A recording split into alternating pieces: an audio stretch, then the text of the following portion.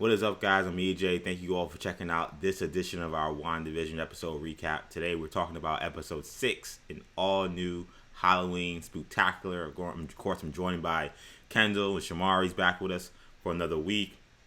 And guys, obviously, the last episode ended with a major cliffhanger with Pietro appearing, but again, not the Pietro we're accustomed to seeing in the Marvel Cinematic Universe. We were joined by Evan Peters, who, of course, played Quicksilver in the X-Men universe from the Fox movies. So we didn't know how much this, how they would introduce him or where the story would go from here. But he is front and center in a lot of this episode. And we do have another time jump where we jump to the 90s. And we definitely see the storytelling aspect change because of the time change. I'll go to Sham first. What was your just initial thoughts on how this episode played out? I guess my initial thoughts. Well, there's a lot of thoughts, honestly. Which with WandaVision, there's always a lot of thoughts. Let's keep it to initial. I know we got a lot to talk about. So the initial thoughts are that I enjoyed the episode, which is really how it is every week. So the episode, there's a lot of comedic moments. Clearly, they moved forward in time again, which I think is very cool. I'm sure we'll discuss that a little bit. But it was a fun episode. A lot of things were revealed. A lot of things were teased. So again, another week in WandaVision. But it was very good. So again, Disney and Marvel Studios showing that they can really create week to week high quality content through a streaming service. So I enjoyed it. What about you, Kendall? What were your thoughts on this episode? Yeah, I enjoyed this episode. It felt to me a little bit like a little bit of a bridge episode, I think, to kind of tie in some of the stuff that we haven't really gotten, and kind of, it just further teased, and I think in some aspects almost further confused, like, what's going on. This wasn't an episode necessarily to like give you the whole story, but it was, whatever you know about Westview, they just gave you a little more hints into the larger picture. I think we're getting closer and closer to finding out what the deal is, who the villain is. Of course, we always have some theories, so we'll get into that. But yeah, overall, I mean, it was a solid episode, and seems to be tracking as leading us into a very, very, very good end of the season. Yeah, and I want to pick up right there, Kendall, where you mentioned how this episode appeared to really be more of a setup. And I'll be honest, I think I was a little surprised by that. I think I expected this episode to really kind of pull the curtain back a lot, given, a previously dead character return, but from a different universe. I thought that we'd probably get way more answers to that, and of course, considering the season is we're in the second half now, and now we're deep into the second half and nearing. I thought we'd see a little more peeling back of the curtain. Now we did get a good amount of that. We started to see more about Westview, and some of the weird things going around, and things are certainly starting to kind of unravel in regards to what's going on. But I do want to kind of look at, to me, this episode's kind of broken up into really kind of, I would say, almost three mysteries. One, it's Wanda in this mystery of trying to determine, my phone rings, trying to determine what the deal is with Pietro, and kind of, basically, and Pietro kind of calls her out and saying, it seems like you're trying to, piece together my memory to, like, see if I'm actually your brother, even though I obviously look different. Something he acknowledges. You have that aspect combined with the aspect of Wanda, of Vision, trying to see what's going on in this world. And I was surprised to see this episode come in where we don't get to see much of really where their fight from the end of the last episode, left. They pretty much move on, and Vision in the beginning kind of acts as if really nothing's all that wrong, but we see he still has interest in what's going on, and he says it's hard to get closer to piecing together some of what's happening. And then the third being kind of, once Hayward kicks Monica, Jimmy, and Darcy off the team, it's kind of their mystery of trying to determine what does Hayward know. So to me, this is, in this Halloween themed episode, this kind of was like a mystery of 3 different prongs, and each of these teams trying to figure out more of their own situations. And I don't know, Shamar, did you see it in the same way? Yeah, there were clearly a lot of different things going on in this episode. So you had Vision and his, journey trying to figure out what is going on in this town. You had the whole Quicksilver mystery. And of course you have Hayward. So I guess just to jump into Quicksilver just a little bit. So what's going on with Quicksilver, right? Because he has, it's so interesting with him because he behaves like the Quicksilver in the X-Men universe. Yeah. Right. So he acts like the Peter. Yeah. From the X-Men, movies. So it's interesting, right? So they just took him and that character even, and put him in WandaVision.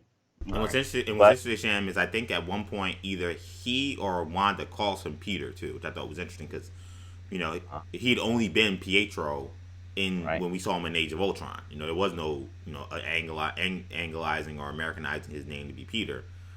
So either most of the time he's Pietro, but I think there's one time, again, I don't know if it was himself or Wanda, but he referred to him as good old Peter. I think it was Pietro himself.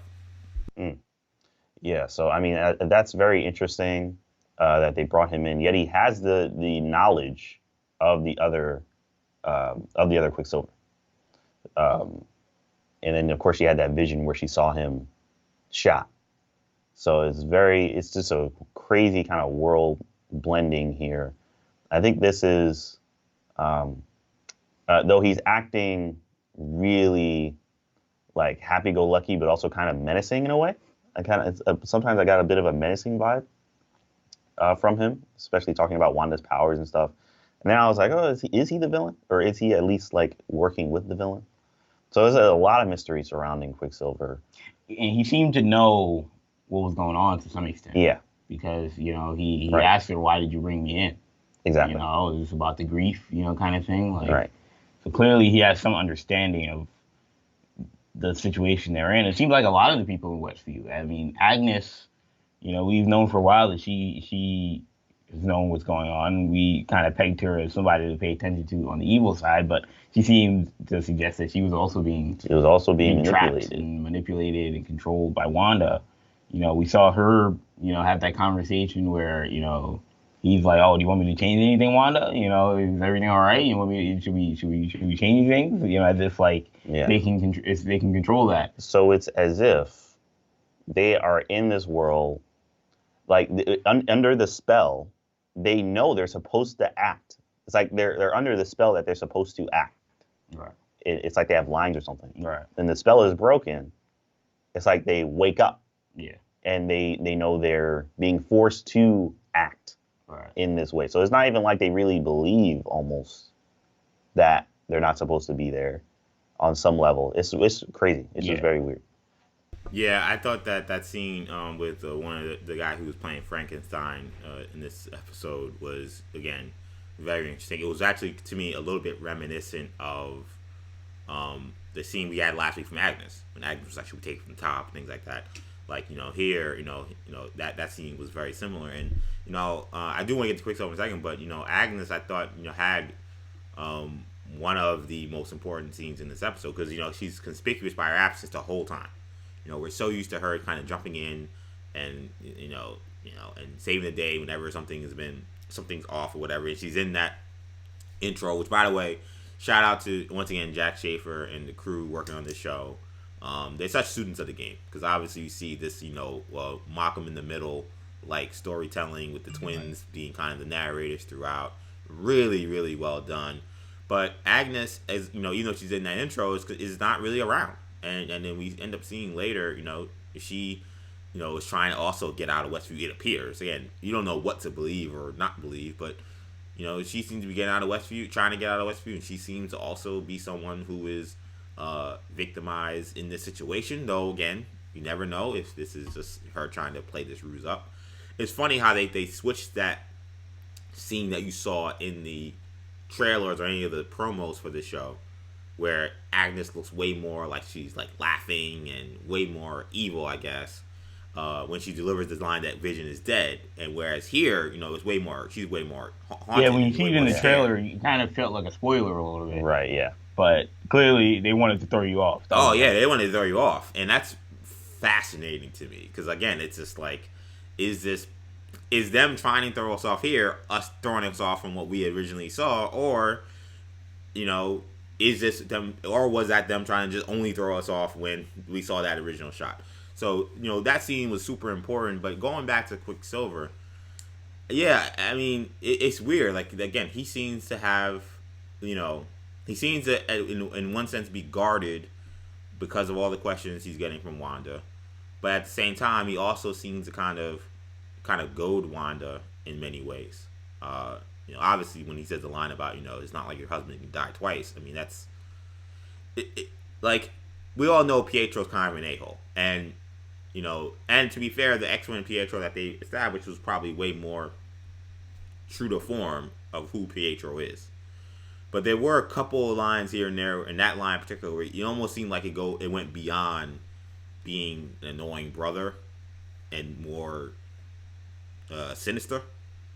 So, but it's hard to tell with him because that's who he is, So the whole episode, like when he's saying things, or he's saying certain things and doing certain things, I'm like, okay, that seems a little off or a little much. But it's Quicksilver. Like how like him being an a-hole is who he is. So like how much can I really read into it? And I think that they're doing a great job of really kind of leaving that open ended. Because I came in expecting to see, because I said last week I think that he is not who he says he is. And this week I kind of was expecting to see some hints of that, or at least at least more of a reveal of that. And we saw hints, but not enough to be definitive. So I come into this week with a lot of questions. Yeah, and there's definitely hints and reveals, or not real, but there's definitely also hints on the other side that he could still be Fox's Quicksilver, which is weird, But they know that we've said it multiple times that they know what we're talking about while they're writing the show. Yeah. So like they know that we're going to be theorizing that he's Fox's Quicksilver, and they know that we're going to be theorizing that he's evil, and they're giving us both ends of the spectrum here. Exactly. Yeah. I kind of feel like he's being possessed or manipulated by somebody who is evil. But I don't know. But I still think that they're using Fox's Quicksilver as almost. I think I'm leaning to you. I think I'm leaning to where you are too, Kendall. I think because the fact that it's not more overt, some of these flare-ups where he says something really cruel or really mean or does something that really would kind of mess up the vibe of the place, isn't enough, I think, for me to think that he's evil per se, but that someone may be controlling him. So it's another Agnes situation, right? Like kind of how Agnes was acting before. Right. And it's funny. I feel like in many ways, he replaced Agnes in this episode. I mean, so much of like Agnes's role in Westview as it was like to be this like, anytime there's a trouble or an issue, like she rises to help the situation out, and in some ways he's like the troublemaker version of Agnes. Like, and then yes, he does help their problems, but like he kind of creates problems. I was gonna say, and then she was stuck at Ellis Avenue. Right. It's almost like she got banished. Like it's like. Again, and then we can it is a theories show, so we have theories. But to me, you could also make the case that like maybe she wasn't doing her job well and she kind of got fired. Like that's kind of how like it looked to me. Like right. You let the dog die. Like you came in acting weird around Vision. Like we can't have you anymore. So I need someone else who can come in and be the person to keep this ruse up. And it feels to me like Pietro has like replaced her. And when we see her kind of like confused and just kind of seeking a way out, I wonder if it's because she had ended up being banished. Why were those people at the edge of Westview just frozen like that? Like, what's different about them than the people who were in the town square or moving about the town freely? Yeah, it's almost as if Wanda like just doesn't have as tight a grip on those people. Like she just like isn't like, I don't know. She claims again that she's not controlling everybody in Westview. I mean, we have to acknowledge, Shamari acknowledged it while we were watching the episode, and something that people kind of brought up throughout the week was that, obviously last week, Vision made the comment about where are the children? There are no children in Westview. Yep. And then all of a sudden, there's all these children. All these children everywhere. And then I think it was Vision. I think it was Pietro who asked, Pietro like, did you, you got the kids out of bed who were sleeping? That was smart. Like, again, like he says things that I don't feel like a person who just came in and is supposed to be part of the vibe would be able to know. Right. Mm-hmm. Like even like the other people as we've seen with Agnes and with the black dude. I don't know. I can't remember his name. Herb. Like they like there's a sense of like I'm working for you, and there's a sense of a little like kind of fear when they talk to her. There's none of that with Pietro. Like he doesn't see. He clearly has superpowers. Yeah, and to be fair, he has superpowers, so maybe that's why. But again, like he seems to be willing to say the things that aren't supposed to be said. Like I wrote down, to me, he's breaking the fourth wall, in like ways that are way more in your face than the moments we've seen from Herb and from Agnes, where they seem scared to even like acknowledge that this is a world that's not normal. Which again, it seems very, very reminiscent of the other Pietro or the other Quicksilver. Yeah. So it's a very interesting situation. And what was in the intro? Yeah. Because obviously in the intro it said Pietro Maximoff as himself. What did it say for the others? Well, Agnes didn't have a name. The others didn't have. I'm sorry. I mean, Agnes didn't have a last name. I'm sorry. The kids were Billy and Tommy Maximoff. That's it, right? It didn't say as someone else. No. Yeah. So it did for him saying as himself. And that's interesting because like that's like obviously the trope that you have on like these things where it's like you name other people and the last person who's usually like the funny person who's like a side character, they get to the last one. It says and them as whoever the character is. It is interesting that they put as himself because again we're playing on the is he actually Pietro or is he not? They're trying to tell you maybe that's their hint saying it is Pietro. But yeah, that's a good pickup, Kendall, because all the other ones it was just Wanda Maximoff, it was Vision, and then it was Billy and Tommy Maximoff, which again a little interesting because Vision doesn't have a last name, but okay, they're Maximoffs. That's noteworthy. But again, Agnes, no last name, so we haven't been introduced to her having a last name, but it was noteworthy that only her and Vision don't have last names. So So that was something that intro, and an intro, another intro where the lyrics very haunting. Many it's like fun and looks cool. It's it's very Malcolm in the Middle vibe, but like talks about illusions and distorted days and having to push through. It's a lot of stuff in there that's like very dark. That's kind of being cloaked by like this very fun imagery. What did you guys think? Go ahead, Shan. Oh, sorry. I was gonna say so really quickly. I don't know if this is what you were gonna bring up, but so Wiccan and Speed are starting to get their powers. Yeah. They start to get their powers. First of all, it was really cool to see Billy. His Halloween costume is Wiccan.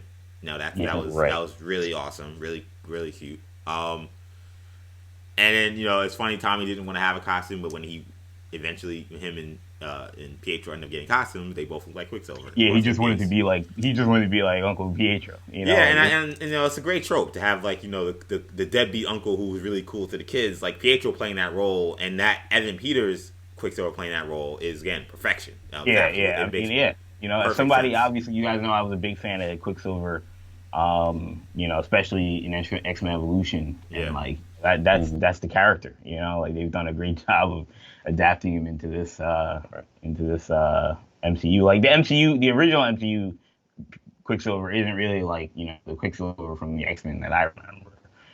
But the one like the Evan Peters one is much closer to that. So with Shamari mentioning the powers, I think Billy's powers were probably the ones that were most telling because when he shows up, when they appear, it's him seeing that his dad, he refers to him as dad, is in trouble. He sees when the big moments in the episode, Vision trying to break through, and he sees his dad not just in the place trying to break through, but he sees him outside. He sees soldiers. He's able to view his telepathy past the hex. So, what did you guys make of that in terms of their standing? Like, again, I haven't seen anyone in this world be able to recognize stuff that's happening outside, but Billy obviously. Yeah, I think it confirms, our theory that they are gonna, like, obviously we know they're gonna be a part of the Young Avengers. That seems very likely, but it confirms our theory that they are gonna be out of the bubble. Whenever the bubble gets broken, they will be out of there. And I expect them to get aged up next episode to I was a little surprised that didn't happen this episode. A teenage, teenage actors who will probably portray them in future Marvel properties.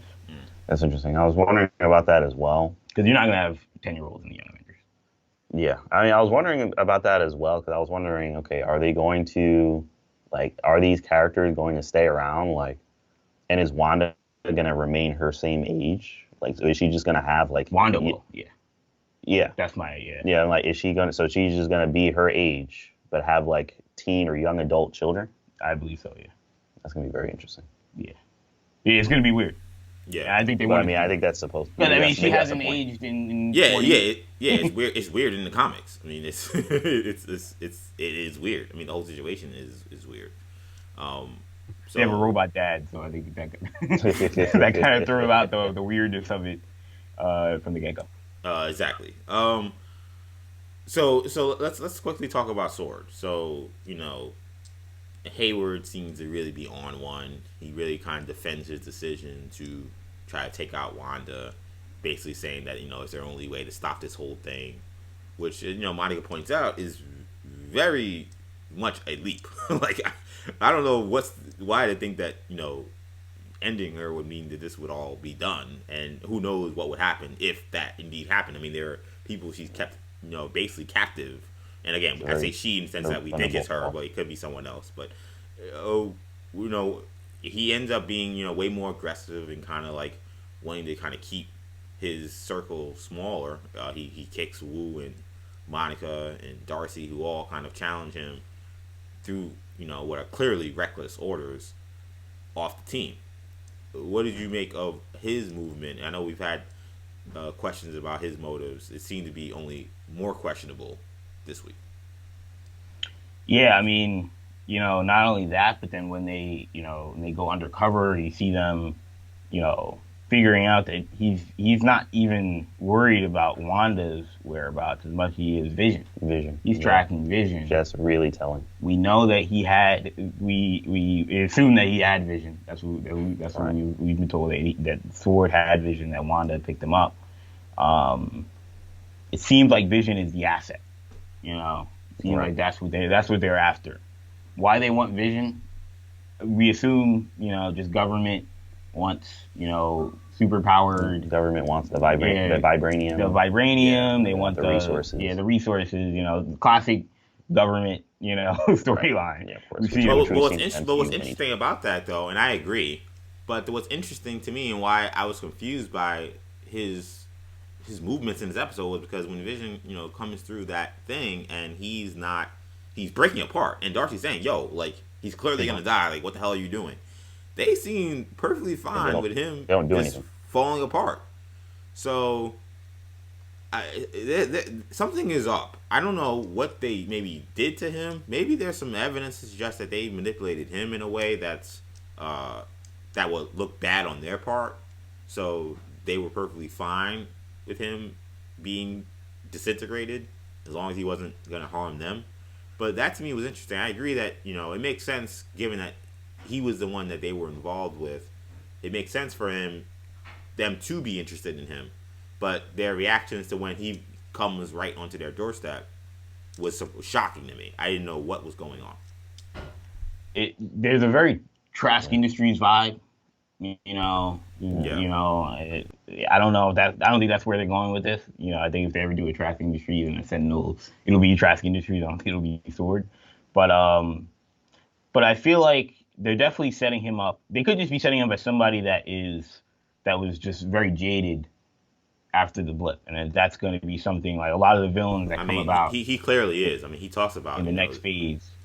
yeah, A lot of the villains are going to be people that had to live through the last 5 years, which is a long time. yeah. He talks about the superheroes weren't around, things were Right. terrible, and he says that's a clouded Monica's judgment because of her history with Captain Marvel, which is something that's brought about for the first time on this show. Directly where there's knowledge that she's had this a relationship with Still no Carol. reaction. Carol. Yeah. She From still out of doesn't give much of a reaction. Doesn't defend Carol. Doesn't do anything. She just kind of takes the heat. She's kinda, yeah, you're right. Yeah, it's like yeah, it's true.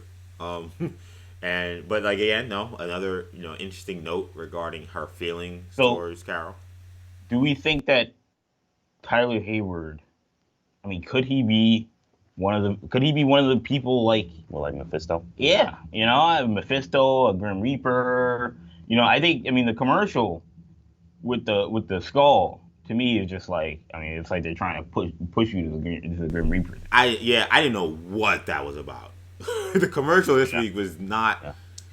It was What was not the thing called? very Yo Magic. Yeah, Yo Magic. Yo Magic yogurt, and you eat it to survive, something like that. Like you use it to survive or whatever. And the person who doesn't, eat it on a deserted island dies. Very Very morbid, very dark. This was no clear. Oh, here's this Easter egg Was that like from the a kid MCU, too? Or was it? Yeah. Yeah, it was our. Yeah, it wasn't no. Hey, here's this thing in the MCU, a Hydra reference or a reference to a different show or a Stark reference. There was none of that here. It was. Now, I will say, I didn't know what was that was about. It was not refreshing, but it was it was interesting to see a commercial that is more of our time. Oh yeah. Yeah, that's Yeah, certainly I something. felt like I was watching, Malcolm in the Middle on Nick at Night. And Yeah, that I was one of mean- the commercials they showed. Yeah, I mean, claymation was huge in the '90s and around that time. So early '90s, early 2000s. So it was again, Schaefer and the crew, complete students of the game, to make that your commercial for the '90s episode was brilliant. And they continue to do brilliant work on this show. Also, Yeah, go ahead. one of the things I wanted to throw out, this could be a potential theory. We need like a signal theory time. But, I feel like they introduced Monica, how her cells were getting shifted, Mm-hmm. Clearly by the thing. Are you gonna bring up the person that she's? Well, meeting the up with? person is something The guy? else. The person is something else. I I'll know get to a guy. afterwards. Yeah. But I'll mention the other theory first. Her cells are getting shifted by the Westview anomaly. We know obviously she's Spectrum, she's Photon, she's Captain Marvel at times, and that's great. But what's going to happen to the other people when this thing expands? I wonder if, as this thing is expanding, someone like Monica is becoming a mutant. That's very possible. She's becoming a mutant, and that Yeah. maybe not everybody will become a mutant because of this, but maybe there are certain people that get affected. Yeah, I mean, I think that has to be what's happening here. Wow, I you just saying 100%. Wow, Yeah, you yeah. just- I'm That's down my with it. theory, man. I'm there, man. And like I kind of hinted at that last week. Remember when I talked about the Children of the Atom and what's going on? Yeah, yes. And I wasn't on this side. Like I said, maybe the children are the mutants, but like to me, like yeah, that's what's going on here. That's how I feel. I don't know. We could be wrong, but I feel like that's the direction they're going, and that's really exciting. And I'm curious to see just how far is Wanda expanding this hex. Yeah, she might expand this thing like all the way. She Like, might. really stop. Yeah, I mean, first of all, you want to talk about literally a perfect shot at the end of the episode. I mean, the red eyes, she's got the headgear on, and she's clearly done more damage. Like, it's perfect, and to me, that was a monumental thing that happened. Obviously, at the end of the episode, but yeah, I'm leaning towards. That's how we're gonna get our mutants. It's through the Wanda Maximoff, her changing the world, perhaps, and that's gonna be wild. this is how it all shakes out. But that's where I feel like this is going. I definitely think that's a possibility. I absolutely think that's a possibility. I can't full on just put it. That's what's going to happen. I don't know if I'm pounding the desk yet. But I'm pretty much there. Yeah, you just pounded the desk. Yeah, I mean, I definitely I don't have think a that's desk to pound, but yeah. And I think Quicksilver being here and Wicked and Speed being here and a lot of other things are kind of clearly pushing you towards mutant. And with her being a mutant herself.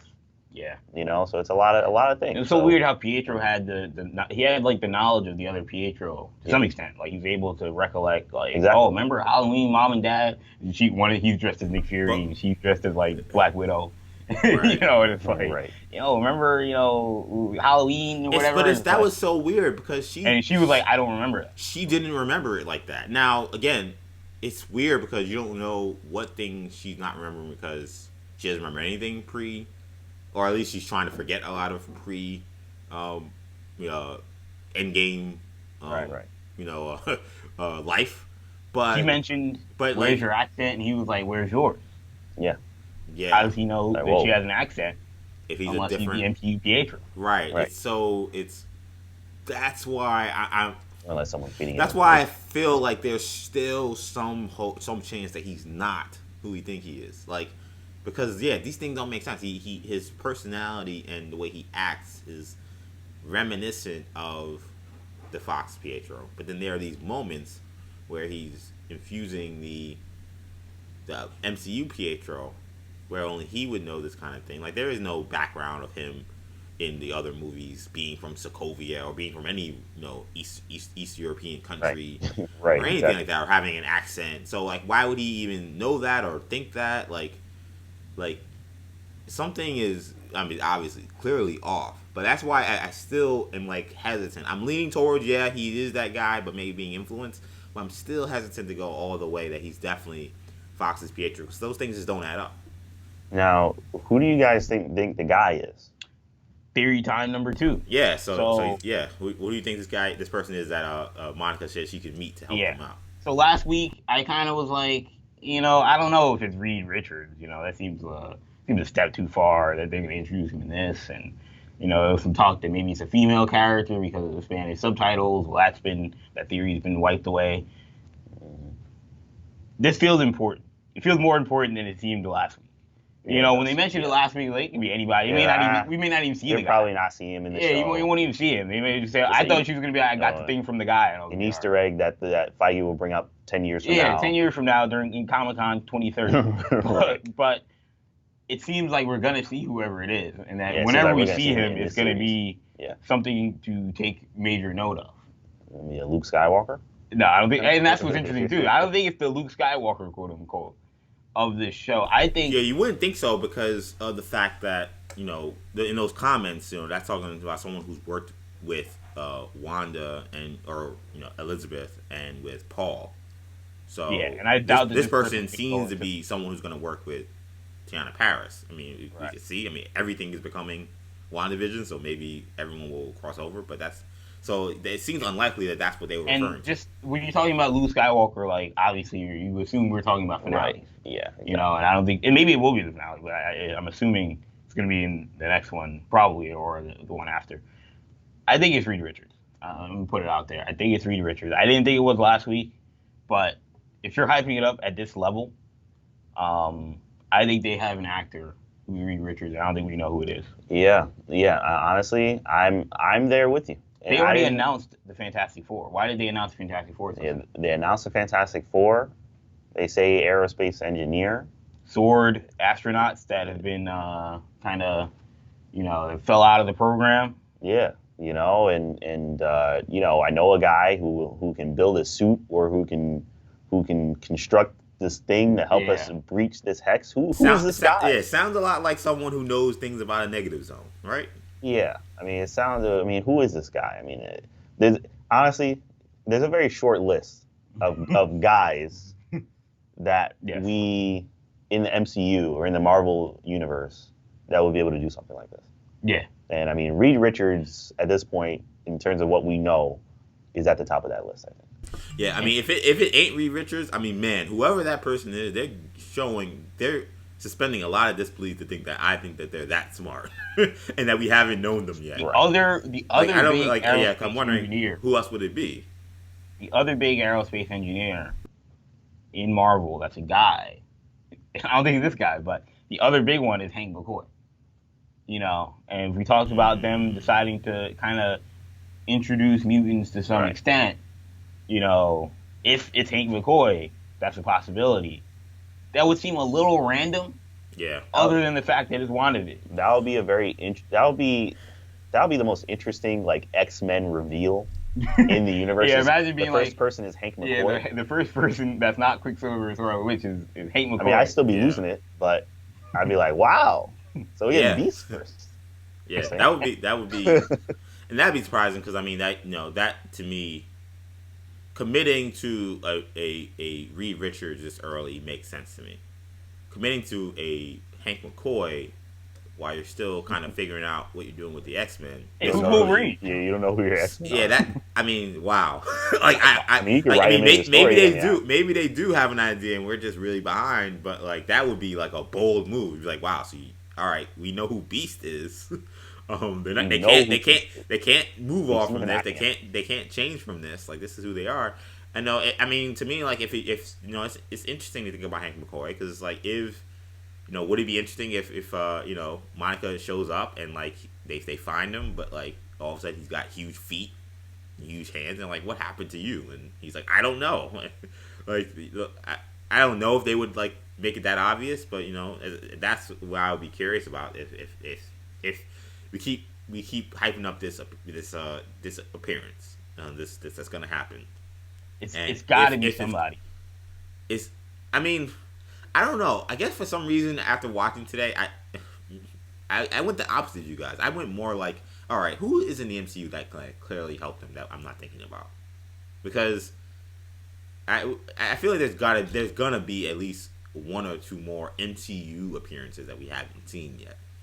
So I didn't jump immediately. He says aerospace engineer. That was the part of it. Also, the question I had was, and I gotta watch. This is an episode I only got one to watch this week, and I'll watch it after we do this show. But like, did she refer to that same? Do we know that that's the same person she was talking about a couple weeks ago or last week? Whenever she made that. I don't think we know that for certain. I assume like I got my thing from my guy. I gotta go meet up, something like that. And I'm like, I assume she's talking about the aerospace engineer that she knows. But it probably is. I'll be honest. I didn't immediately. I made the leap to acknowledge that, but I didn't make the leap that it was automatically the same person.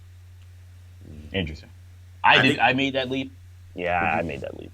Because it seemed to connect so much to what. Because if not, then that is just completely like that was a throwaway line that they've gotten rid of. Throwaway. This is like coming out of nowhere. This is 100% a red herring. And if it is someone in the MCU that we know. Boy, talk about disappointment at this point. I mean, that's how I feel. I mean, that goes to the Luke Skywalker thing. Yeah, that goes to all the Luke Skywalker stuff and all that other stuff. I mean, I also think there's a chance that Strange may end up being the Luke Skywalker. That's another theory. If it's not an X-Men, Paul Bettany's worked with. He's worked with Benedict Cumberbatch. That doesn't make any sense. But here's what I will say. Like, I totally agree that. I mean, we kind of said it last week, but Doctor Strange is showing up. This is getting too out of control. Only someone like him, and to me, I mean, here this week we saw Sword lose control. Like their compound is now a circus. And first of all, I love that the cops are the clowns. Like interesting commentary there. But like so it's gone. Like that Sword compound, that whole operation is dead. So right now we're in the Wild Wild West. And again, hate to jump to what we've seen in previews and things like that, but we've seen in previews, that's why I don't think that's necessarily the whole world, because we see Wanda fighting people and stuff. So clearly, like other military or other people will, I think, make their presence felt here. But it's clear that there's no way that anybody who's not superpowered is going to fix this. This has clearly gotten off the rails. So a Doctor Strange appearance, I think, is 100% going to happen. It's just a matter of when. Yeah. But I mean, this episode, we talked about how far will they go with introducing House of M. I think we're pretty much there. I think this is what's happening. We're watching House of M. This is Marvel's House of M, and we'll see what the ramifications are of this kind of event. But there's no doubt to me that this is happening. So, I just want to go back to what you were saying, what we were talking about before. Who in the MCU that we know that's out there could be the quote unquote aerospace engineer? That's not someone that we haven't seen before. Someone that we have seen. Well, I thought about Bruce Banner. I mean, he did a lot with obviously the time travel and stuff involved with Endgame. I also thought about Hank Pym. Hank Pym, especially given how much how much a lot of the work that he's done seems to be more involved with a lot of the fabric of the MCU. His understanding of it. Would she know, given her mom's military background, would she know Rhodey? I thought about Rhodey too. I don't do all the black people know each other. Yeah, True, but I thought about Rhodey as well, but I don't think I wouldn't think of him. I'm not thinking of him. I thought about him. For some reason, I thought there's a chance he could be involved as well, but I don't think of him as like an engineer or scientist. Someone who can build something in the way that Tony could. Right. Where they can pierce the heads. I would. Yeah, that would surprise. I mean, he certainly was on my radar, but I feel like he's like a super dark horse. But I did think about Rhodey. The people I landed on were Pym and Ruffalo. Obviously, Banner. Those are the people I landed on, especially Pym, because Pym worked a lot with the government. I know he's kind of had a bad relationship with them, but is there a chance that he could have had a soft spot for someone like Monica, who we know is just a dope chick? Like maybe, like maybe he thought, oh yeah, I was cool with her, so I'm willing to help her out on certain things. Like he was the person that I landed on as maybe being this person that we will see, but. So yeah, that was my theory.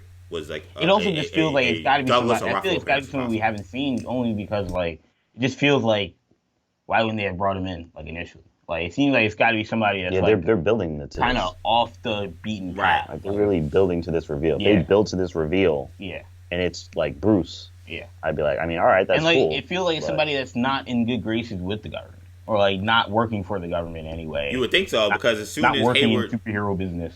Yeah, and you would think so, because as soon as Hayward realized that Darcy doesn't work for him, she threw him out. He threw her out. And he threw out people who were technically working for him. I mean, in the sense of Monica, and Jimmy wasn't, so he threw her. So, I mean, you're right. Like, the chances that this is an active SWORD person is highly unlikely. Could they be a former SWORD person? Maybe. Could it be someone who's helped Monica on certain cases? Maybe. But I doubt that it's someone who's really deeply connected. That's why I run to Hank Pym, because he's someone who's had this adversarial relationship with the government for years. Right. And he's been in and out of the government for years. He's someone I lean on and say, I can see him being one of these reveals. That wouldn't obviously be no Luke Skywalker or anything like that, but it would be cool. I'm all like, I guess my instinct is always, I guess, with Marvel, and I guess part of it's because I've been burned before. As much as I love Marvel, like, how many times have we asked for certain appearances and certain reveals in movies for, like, the Netflix characters or, newly acquired characters that we haven't gotten in movies. So I'm always kind of more on the reserve side as to jumping to the crazy big reveal. So I always say, okay, who do they have on the roster that we know of, the active roster, so to speak? We're talking about sports. That can make an appearance. So I'm still looking at people who make sense before I jump to the Reed Richards or the people, the Hank McCoys. But I mean, we saw Evan Peters, so maybe all bets are off. Yeah, there may be some scientists out there that's been one of these. There's scientists in like every Marvel movie. You know what I mean? If you really think about it, like, there could be somebody that we haven't seen yet. I mean, there's a name that I don't think anyone mentioned. I don't know if this guy's even an aerospace engineer, but he's pretty smart that we haven't seen. Is it Amadeus Cho? It's somebody that maybe she knows for whatever reason. Yeah. If they want to write him in, but I don't know. I just wonder. It feels like somebody we haven't seen yet, and they're building it up to a level where I don't think it's going to be a throwaway. Like if they brought in Like if it was, even if it was like Pepper Potts, like it wouldn't be Pepper Potts. But if it was like that kind of cameo, I'd be like, all right, cool. But like, why do we have to build this up for 2 episodes? She could have just showed up at any moment. If if it would have been revealed this week, with like I kind of expected, then I assumed that it would have been something less important. But the fact that they've taken out 2 lines in 2 episodes to reference who this person is, and we know the Fantastic Four are coming, and we know it's a guy, then to me it's got to be Reed Richards. Kendall, if next episode, the last shot, or EJ, next episode, last shot, we see the guy. She says, "Oh, we've been waiting for you. We need your help." And it's Reed Richards. So, but who's the actor? Who's the actor? If it's John Krasinski, the internet will be broken. Yeah, I don't know if the internet will survive. If it's the guy, I don't even remember the actor's name. Not Miles Teller. If it's the guy who played him in the original movies, the internet would also be broken. Not as broken as Krasinski, but that would be Evan Peters level. What? So yeah. Yeah. I imagine it'd be somebody new, and it probably won't be John Krasinski, but it almost feels like they've casted Reed Richards already. Again, they have the Fantastic Four. Somebody mentioned this is off the beaten path of everything. This is when there was a time where people last week thought that the person could be Riri Williams, who we know is going to be played by Dominique Thorne. People mentioned, why was Dominique Thorne cast so early to play Ironheart when that joint's not coming out for years? Like they casted her at the same time they casted Miss Marvel, which is coming out later this year. And I think it would make for an interesting. It would be kind of a cool scene to like Now the problem is, I'm almost certain this week there was no gender involved. I don't think, but last week she said I know a guy. So no, this week she said. This week she said I know. Last week there was no gender. Oh, it was. I know an aerospace engineer. Oh, my guy. She said okay. So yeah, this week she's like, my guy got back. Guy. Yeah, that's a problem. I mean, you could play around with words and her being like, "Hey, I want to throw you off" or whatever. Like, there's no reason why you couldn't make still this Reed Williams per se. But I do think it could make for a cool scene where like you're expecting this like, older white dude. Let's be honest. And then it's like some teenage black girl. Like that would, and Jimmy be like, "This is your guy" or whatever. Like that could definitely work. But the other thing I guess I have a question on, and we probably do this before we do our scores. I mean, do we know if we don't know how far Wanda's thing went. I mean, we know, I think that Davidson and his squad, like they're all in there now, in the hex. I don't think. Do we ever get a good word or a good vision of like if it reached Jimmy and Monica? No, okay. I assume it didn't. I assume it didn't. I assumed it didn't. Hayward was able to outrun it in a car, then I would assume they were able to outrun it in a car. But did they outrun it? Hayward? I said Davidson. Hayward. Did they outrun it? Seemed like they outran it. It seemed like they did. They didn't show it. They didn't show it, but they didn't show them get consumed. I feel like they're implying that he got away. He's like, book it. Whatever he said. Faster. Yeah. So I assume that he's out. Okay. I wonder if he gets sucked in, he will look different. Like it gets revealed that he's like the villain or something like that. I wonder maybe that's why he doesn't want to go in. He clearly is getting a villain vibe now. He's getting a villain vibe, but it feels like something. It just feels very, like Shamari said earlier, Thunderbolt Ross, like typical, warmongering military guy. And I feel like, but maybe there's something else. Maybe it's an even darker or an even more sinister. Oh, I feel like with Marvel, there's always another shoe to drop with those kind of characters. Right. They're super military, take everybody out, take no prisoners. Kind of language. The only way we can solve this is to kill everyone. Anytime you have a character talking like that person is clearly has some kind of other motive, and they're going to be someone that we're not expecting. So I am fully waiting for this reveal. I don't know. I can't imagine that he's Mephisto because, why would there be such an interest in Vision, and why would he want to kill Wanda? That doesn't seem to be something that would make sense for someone like Mephisto or even Nightmare's motivations. But I do feel like he's someone.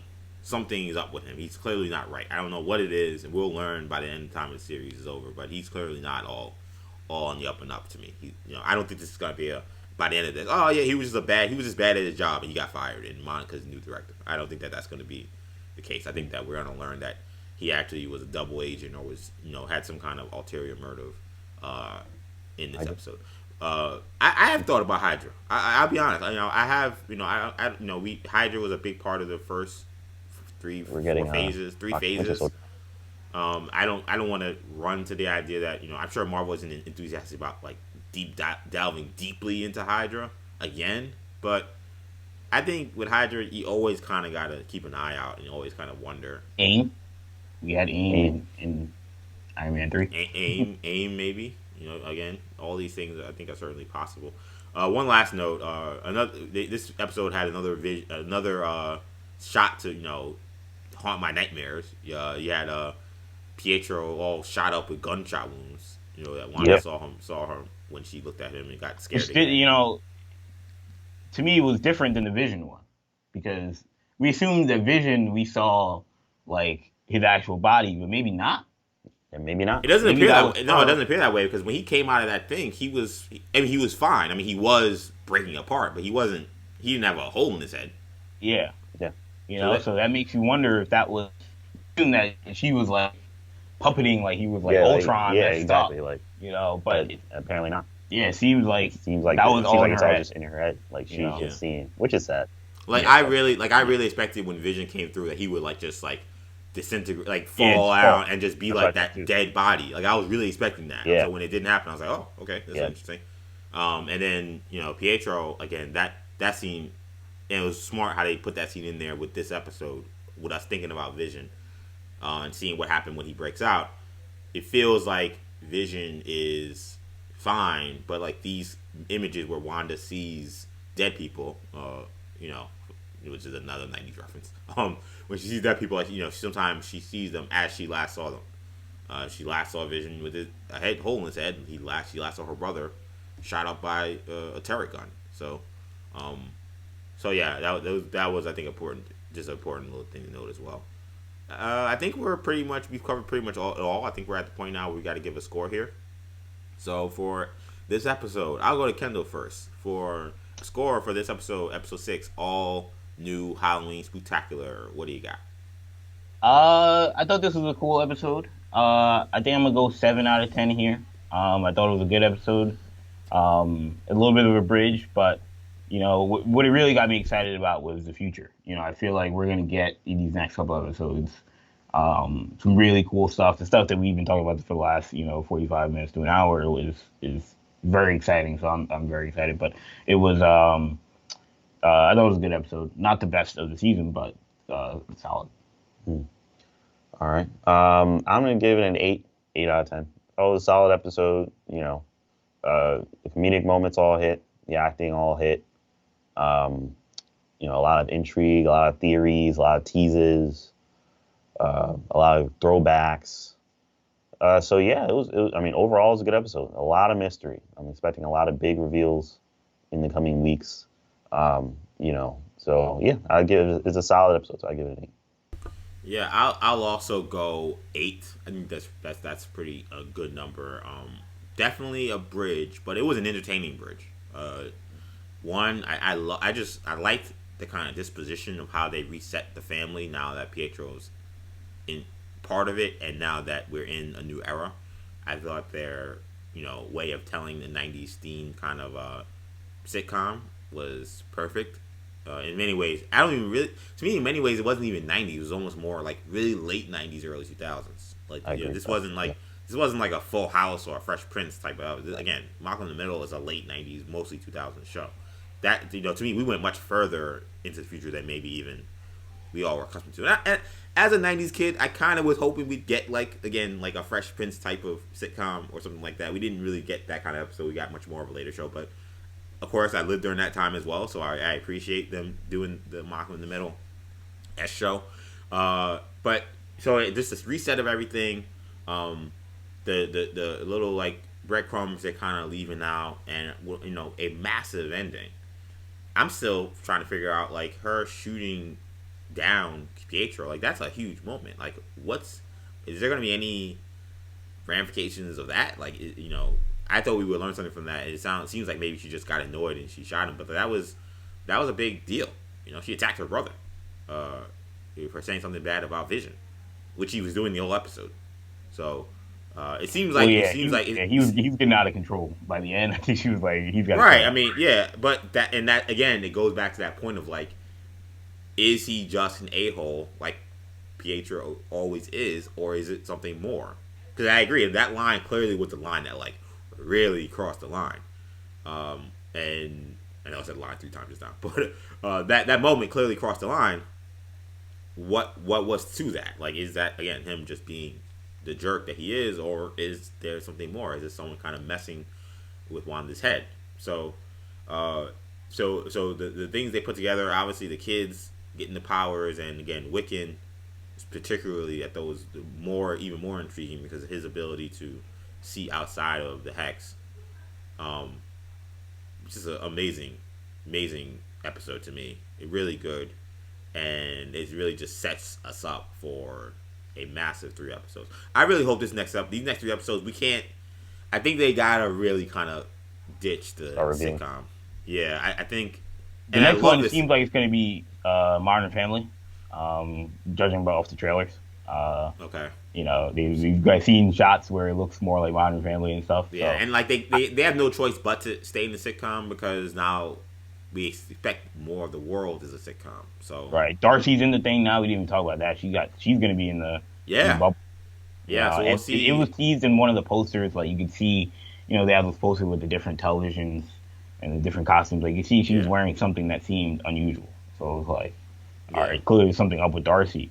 And it suggested that she was going to be in the anomaly. We assumed that she may have been, like she may have been with Monica and driving into the thing at some point. But no, she got stuck there. Yeah, so she's going to be a part of this. So we'll see how that ends up playing out. But yeah, it's a lot going on here. But I think that's it for this episode. So what do you guys think of the episode here? Episode 6, Wandavision. All new Halloween Spooktacular. Did you enjoy it? What do you think of the theory? What do you think's going on with Hayward? Are we in a true House of M? Are mutants being created? A lot of questions to be answered.